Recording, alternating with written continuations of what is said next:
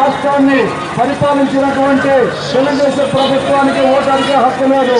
ప్రజా సమస్యల్ని చేసిన బీజేపీకి కాంగ్రెస్ కు ఓటు అడిగే హక్కు లేదు. ఈ రాష్ట్రం సమైక్యంగా ఉండాలని సంక్షేమం కాపాడాలని చెప్పేసి చెప్పినటువంటి ఏకైక పార్టీ వామపక్షాలు అన్నట్టు సిపిఎం పార్టీ. అందుకని భీమవరం ప్రజలు ఒకసారి చెప్తాను, చదువుకున్న వాళ్ళు, యువతులు, విద్యార్థులు, విజ్ఞుతులు ఉన్నటువంటి వాళ్ళు, అందుకని మీరు ఆలోచించాలా. ఎవరు ప్రజల కోసం పనిచేస్తున్నారు, ఎవరు ప్రజా సంక్షేమం కోసం పనిచేస్తున్నారు ఆలోచించమని చెప్తా ఉన్నాం. అవకాశం ఒక్కసారి వచ్చింది. ఈ అవకాశాన్ని ఉపయోగించుకొని ఏదైతే సమాజ మార్పు కోసం సమాజ న్యాయం జరగాలని చెప్పి జనసేన కోరుతున్నదో వారు అభ్యర్థులు ఇక్కడ పోటీ చేస్తా ఉన్నారు. జనసేన 4 అంశాలు చెప్తా ఉన్నది. ఒకటి, ఈరోజు రాష్ట్రం ఒక మార్పు జరగాల. గతంలో తెలుగుదేశం ప్రభుత్వం పరిపాలించింది, అవినీతిలో కూరుకుపోయింది. గతంలో కాంగ్రెస్ పార్టీ పరిపాలించింది, రాష్ట్రాన్ని అధోగతి పాలు చేసింది. కాంగ్రెస్ పోతే తెలుగుదేశం, తెలుగుదేశం పోతే వైఎస్ఆర్సీపీ కాదు, ఒక ప్రత్యామ్నాయం ఉన్నా ఈ రాష్ట్రానికి అని చెప్తా ఉన్నాం. ఏమిటో ప్రత్యామ్నాయం?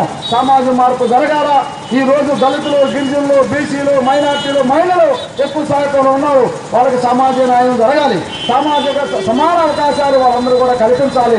ఆ పద్ధతితో ఈరోజు జనసేన ముందుకు వస్తూ ఉంది.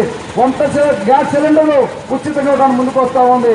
నిత్యావసర వస్తువులు ఇవాళ ధన రూపంలో, నగదు రూపంలో ప్రజలకు అందించి వాళ్ళ యోగక్షేమాలు చూసుకోవడానికి ముందుకు వస్తూ ఉన్నది. ఎకర వ్యవసాయం చేసి ప్రతి ఎకరానికి 8,000 రూపాయలు పెట్టుబడి సాయం అందిస్తానంటుంది. 50 సంవత్సరాలు పైబడినటువంటి రైతులకి వృద్ధాప్య పింఛను ఇస్తానని చెప్పేసి ఈరోజు జనసేన ముందుకు వస్తూ ఉంది. మరి అటువంటి ప్రజా సంక్షేమం, సమాజ న్యాయం కోసం ముందుకు వస్తున్న జనసేనని బలపరచండి, వారి అభ్యర్థులు గెలిపించండి.